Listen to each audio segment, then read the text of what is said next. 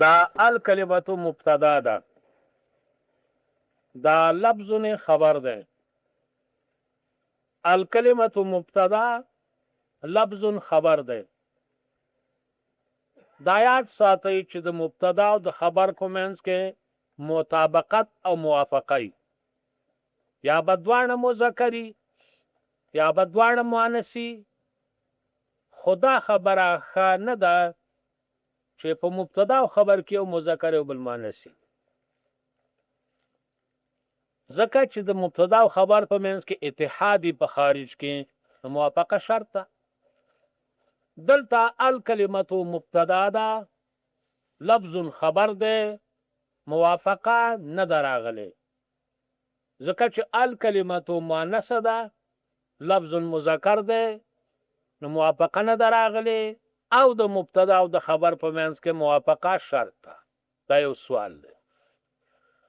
دا یاد ساتئ د مبتدا او د خبر په منځ کې موافقه شرط ده، خو د هغې دپاره شرطونه دي. یو شرط ده چې خبر مشتقي، نو چې خبر مشتقي نو اله موافقه شرط ده، کو خبر اسم جامدی نو موافقه شرط نه ده. کو خبر اسم جامدی نو موافقه شرط نه ده. اسم جامد دیتا وایي چې نه د ده نه څوک مشتق یو نه د چا نه مشتقي، او مشتقي دیتا وایي چې د غیر نه جوړي، لکه اسم فاعل، اسم مفعول، صفت مشبه، اسم تفضیل او فعل شو، دا مشتقات دي، دا د غیر نه جوړ دي. نو چې خبر مشتقي نو موافقه شرط په تانیث و تذکیر کې، او چې مشتقي نه نو موافقه شرط نه ده. دا یو شو. دویم، لکه زید قائمون او امرأة قائمة به زید قائمة نشه ویلی. دویم، کله چې په کلام عربی کې مبتدا او خبر دواړه اسمین ظاهرین وي نو موافقه شرط ده. کو په مبتدا او خبر کې یو ضمیري بل اسم ظاهري، موافقه نه ده شرط.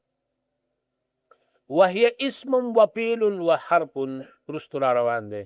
هي مبتدا او اسم فعل حرف دی، هي مؤنث دی او اسم فعل حرف مذکر دی، موافقه نه راغلی. دریم، د مبتدا او خبر په منځ کې موافقه شرط ده کله چې خبر صفت خاصه د مؤنث نه، او کو کله خبر صفت خاصه د مؤنث بیا موافقه شرط نه ده. امرأة حائز، امرأة نفساء، حیض او نفاس صفت خاصه د مؤنث ده، دلته موافقه نه ده، شرطې ته ضرورت نشته. امرأة حائزة مو وه، ځکه حیض اسم د مؤنث صفت ته په نارینه نه راځي، نو ته څه له راوړې؟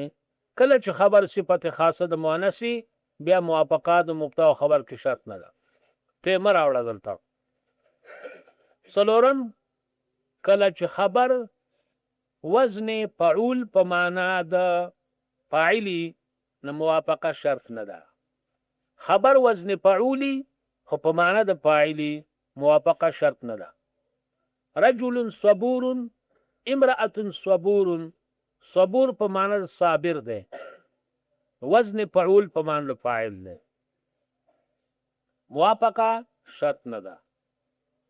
پنځم، کله چې وزن فعیل په معنا د مفعولی، موافقه شرط نه ده. خبر وزن فعیل په معنا د مفعول ده، نو خبر وزن فعول په معنا د فاعلی او خبر وزن فعیل په معنا د مفعولی، په دې دوه صورتونو کې د مبتدا او خبر په منځ کې موافقه شرط نه ده. رجل قتیل، امرأة قتیل، رجل جریح، امرأة جریح، امرأة جریحة ته ضرورت نشته. ولی راتله د وزن فعول په معنا د فاعل خلاف الاصل ده، او راتله د وزن فعول په معنا د راتله د وزن فعیل په معنا د مفعول خلاف الاصل ده.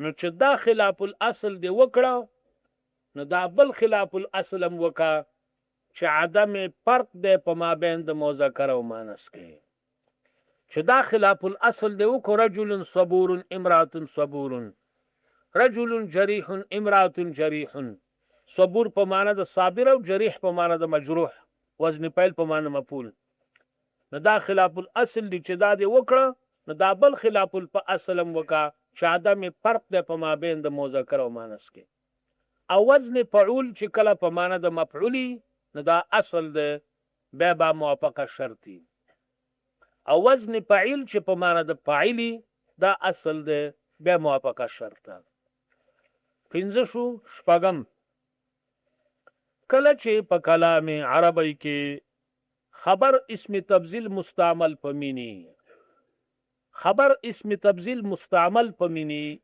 نو موافقه شرط نه ده اسم تبذیل په کلام عربی کې کله مستعمل په الف لامي زید الاعلم کله مستعمل په اضافتی زید اعلم القوم زید افضل الناس کله مستعمل په مینی زید اعلم من عمر زید د عمر نه ډېر پوهه دی اسم تبذیل چې خبري او مستعمل په مینی موافقه شرط نه ده ځکه کله چې اسم تبذیل مستعمل په مینی دا با مفرد مذکری وجوبا دا با مفرد مذکری وجوبا ما قبل موصوفی کو مفرد او کو تثنیه او کو جمع او کو مذکر او کو مؤنث نو زید افضل من عمرو زیدان افضل من عمرو زیدون افضل من عمرو هند افضل من عمرو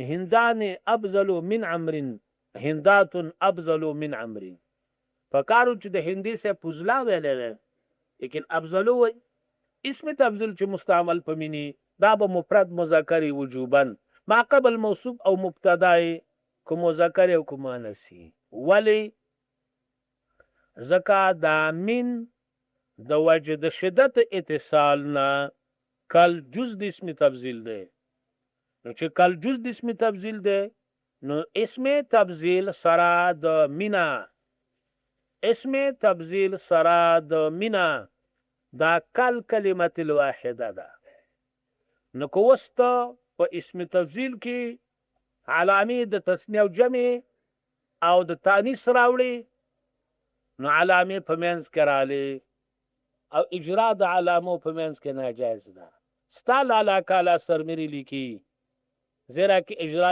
علامات در وسط جایز نیست اجرا د علامو په منځ کې جایز نه دي په شپې دا به مفرد مذکر اوم کله چې په کلام عربی کې په خبر کې تی د مبالغي موافقه د خبر د مبتدا سره شرط نه ده کله چې په کلام عربی کې په خبر کې تی د مبالغي نو موافقه د مبتدا او د خبر په منځ کې شرط نه ده زید علامة امرأة علامة استاد اساغوجی کنوي قال الشيخ العلامة علامة صفت الشيخ ده شیخ مذکر ده العلامة مؤنث ده قال الشيخ العلامة ځکه دا تی د مبالغې د تانیث لپاره نه ده تی په کلام عربی کې نه قسمه ده یو تی د مبالغې ده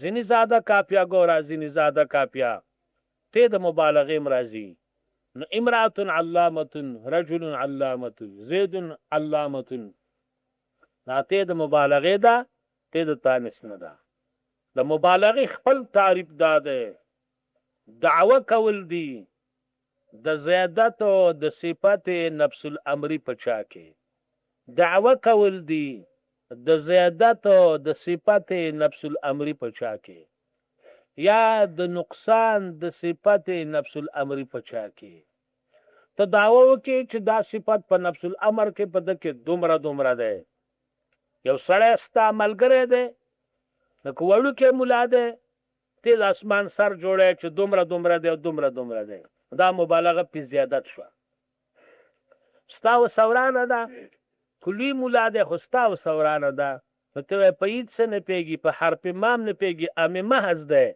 نو دا مبالغه ده په نقص کې، مبالغه ده په نقصان کې. خیر دا پردی خبره واسې منځته راغله. نو د موافقې دپاره په مابین د مبتدا او خبر کې اووه شرطونه شو، اووه شرطونه. دلته یو شرط نشته. الکلمة لفظ کې لفظ اسم جامد دی، لہذا دا چې اسم جامد دی دا مشتقی نه دی. د مبتدا او د خبر په منځ کې موافقه شرط په کلام عربی کې. کله چې خبر مشتقی او چې خبر جامدی موافقه شرط نه ده. ځکه خو لفظون چې ته خبر ګرځې تعبیر تکې په ملفوظ باندې نو دا جامد دی، مشتقی نه ده. الکلمة لفظ جنس کلمه نحویه لفظ دی. ګوره یو د شریعت اصطلاح ده. د شریعت په اصطلاح کې کلمه څه ته وایي؟ لا اله الا الله محمد رسول الله. دا کلام دی خو د کلمې اطلاق ته وشو، ځکه خو الفیه وایي واحده کلمة والقول عم وکلمة بها کلام قد يؤم. وی کله په کلمې باندې کلام قص کېږي، د کلمې اطلاق په کلام کې، د کلام اطلاق د کلمې اطلاق په کلام کې دي. لا اله الا الله محمد رسول الله کلام د دوه کلامونه دي، خو دې ته کلمه شرعیه نه وایي، دغه د شریعت کلمه ده. یو د منطق په اصطلاح کې کلمه ده. د منطق په پاڼو کې فعل ته کلمه وایي، فعل ته کلمه وایي، فعل ته خصوصا صيغو د غایب ته کلمه وایي. نحویانو ته فعل وایي، منطقیانو ته کلمه وایي. یو د نحو اصطلاح، د نحو په اصطلاح کې مفرداتو ته کلمې وایي. زید عمر بکر خالد والد دا کلمې دي. کلمه یو لفظ دی چې دلالت کوي په معنی مفرد دی. الکلمة لفظ کلمه یو لفظ دی وضع چې ایښوده شوې ده لمعنی مفردین د پاره د معنی داسې معنی چې مفرده ده. وضع په لغت کې نهادن ته وایي، ایښودل، ایښودل دې ته وضع وایي. په اصطلاح کې وضع تخصیص د شی دی په شي پورې، تخصیص د شی دی په شي پورې. مراد د شي اول نه دال دی او د شي ثانی نه مدلول دی. مراد د شي اول نه دال دی او د شي ثانی نه مدلول دی. تخصیص د شی دی په شی پورې. به په دې شان سره چې کله وشي اطلاق صحیحه نو فهمی کې ته شی اول په لفظ او په عقل کې او شی ثانی په معنا کې. فهمی کې ته شی اول په لفظ او په حواسو کې او شی ثانی په عقل کې، شی ثانی په عقل کې. وضع تخصیص د شی دی په شی پورې. په دې شان مراد د شي اول نه دال دی او د شي ثانی نه مدلول دی. په دې شان چې اطلاق وشي اطلاق صحیحه نو معلومیږي شی اول په لفظ او په حواسو کې او شی ثانی په عقل کې، شی ثانی په عقل کې. ګوره علمه، نو علمه یو لفظ دی، دا وضع شوی د پوهې دپاره. زه چې علمه ذکر کوم نو دا لفظ په خو دا علمه دا شی اول چې دا لفظ دی دا دال دی دا په الفاظو کې معلوم شو او شی ثانی چې معنی د په عقل کې معلومه شو. کنه پوه شو پې؟ نو وضع تخصیص د شی دی په شی پورې. په دې شان چې اطلاق وشي اطلاق صحیحه نو معلومیږي شی اول په لفظ او په حواسو کې او شی ثانی په عقل کې. دا الفاظ چې د معنا دپاره وضع شوي نو الفاظ خاص دي په معنا پورې. نو الفاظ په تلفظ او په خوله معلوم شي او معناګانې په عقل کې معلوم شي. او تاسو ته ما ویلو چې مراد د شي اول نه دال دی او د شي ثانی نه مدلول دی. دا ولې وام؟ ځکه چې دال عام دی، کله به لفظي کله به غیر لفظي، کله به لفظي او کله به غیر لفظي. الفاظ خو لفظ شو، زید عمر بکر دا الفاظ دي، خو چې داسې چل کوم اشاره کوم داسې وایم یا داسې کوم نو دا اشارات دي، دا هم دلالت په یو معنا کوي. خو دغه اشارات په حواسو معلومیږي او معنی په عقل کې معلومیږي.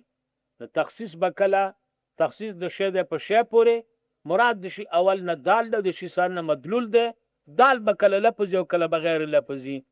نو دا زمونږ الفاظ دا دوال الفاظ دي او دا اشارات چې دي دا دوال دي خو الفاظ نه دي، دوال دي خو الفاظ نه دي.